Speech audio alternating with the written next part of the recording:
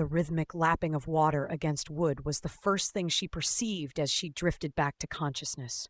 Slowly, she became aware of the coarse texture beneath her fingertips, a weathered wooden surface gently bobbing with the ocean's swell. She opened her eyes to the haze of a muted gray sky promising rain. Poppy Andrews coughed weakly, the taste of salt bitter on her lips, and winced at the dull ache that coursed through her body. Her clothes were damp, and a chill swept through her as a gust of wind rolled over the open sea. Blinking away the blurriness from her vision, she seemed to be aboard a small fishing boat, with no memory of how she had ended up there. She strained her mind to recall even the most basic details, but her own identity was a foggy enigma. All she could muster was her name. Poppy, she murmured, the sound of it feeling right yet foreign on her tongue. Confused and panic rising, she scanned her surroundings. The boat swayed beneath a canvas of slate-colored clouds, and in the distance, jagged cliffs carved a stark line against the sky. She must be near land. She staggered upright, gripping the weather-beaten railing for support, when voices broke the quiet. Ahead, a group of fishermen emerged from the cabin, their eyes widening as they spotted her. One of them, a burly man with a graying beard, hurried towards her, a mix of concern and suspicion in his gaze. "You're awake," he remarked, his voice gruff yet not unkind. "We found you adrift. Thought you might have been lost to the storm." Poppy nodded, words eluding her. She mustered a small smile, but it was overshadowed by the nagging emptiness in her mind. "Do you remember anything?" he asked, as the boat engines roared to life, steering them towards the distant coastline of Kuala Lumpur, the destination of their fishing trip. She shook her head, her frustration mounting. As they approached the shoreline, she knew she needed answers, and those answers lay somewhere in the shadows of her stolen memories. Before long, the boat docked alongside a bustling pier. The scents of frying fish and distant spices mingled in the air, swirling through the vibrant chaos of the city. Familiar faces greeted the fishermen, who escorted Poppy to the bustling market square, an array of colors, sounds, and smells that was both overwhelming and extraordinary. The city seemed alive, pulsating with energy, and it tugged at something deep within her, a tether to the life she couldn't yet recall.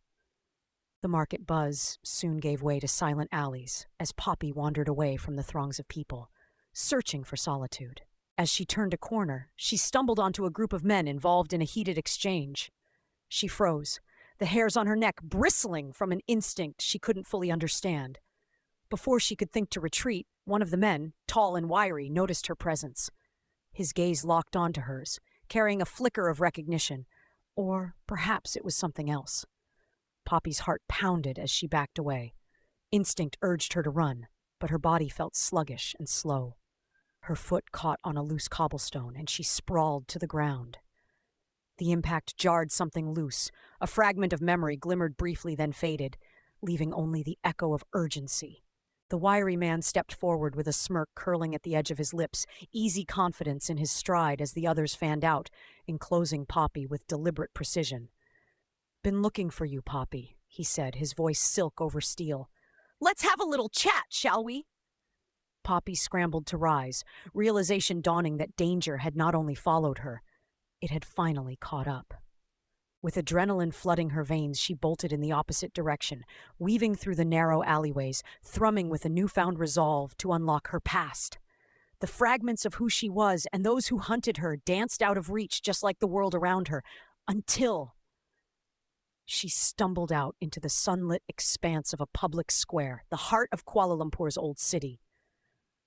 The sudden openness unsettled her, but there was no time to pause. A bustling crowd of tourists and locals provided an unforeseen cover, and she ducked into the throng, feeling her hunter's eyes scan the gathering from behind. Heart hammering, she wove through the masses, urgency clawing at her every step. The man's words replayed in her mind, haunting in their simplicity. Who were they, and why had he been looking for her? The answers must be buried somewhere within the confines of this enigmatic city, or within herself. A food vendor's cart slipped into view, offering an unexpected refuge. In a flash of inspiration, Poppy ducked behind it, her motion shielded from view by sizzling skewers of satay and aromatic steam. As her pursuers poured into the square, their eyes prowling the crowd, Poppy crouched low, the vendor oblivious, deeply absorbed in the art of grilling.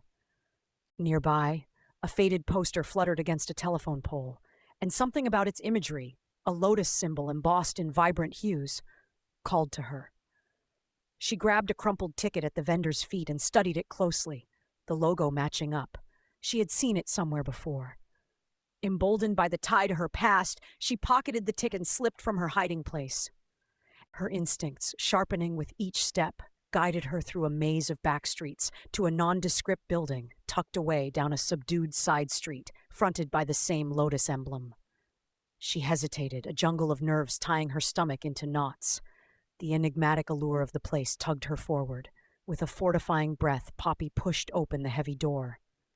Inside, she was met with the heady scent of incense and the muted murmur of conversation. Sconces lit the room in a warm glow, revealing a space that felt both familiar and distant. A woman, tall and striking, approached with cautious curiosity. "Poppy," she said, recognition flashing in her eyes. "You're safe here. We've been waiting." The words calmed the tumult in Poppy's mind, a balm to the chaos of the last few hours or days. She still couldn't be sure. Safe. It felt like the first tether to her forgotten past. "You know me?" Poppy asked, her voice carrying a touch of desperation. The woman nodded, leading Poppy to a chair across from a low table. "Yes! We've been part of something together. There are those who wish to prevent you from remembering, but here we can help you understand everything." As the conversation unfolded, Poppy learned of her involvement in an underground network working to unravel a vast conspiracy tied to illegal activities in the city. The realization felt surreal, yet her instincts whispered it to be true. Her fears began to dissipate, her racing heart finally settling. Though the road to her full memory would take time, she felt a burgeoning sense of identity and purpose, inching its way to the surface. Here, amidst kindred faces and shared objectives, the beginnings of her past came slowly into focus, and Poppy knew then that whatever shadows tried to erase her existence, her light would reclaim it. With resolve ignited within her, she welcomed the opportunity to embrace the truth of who she was and who she would become, knowing that she would never have to face the journey alone again.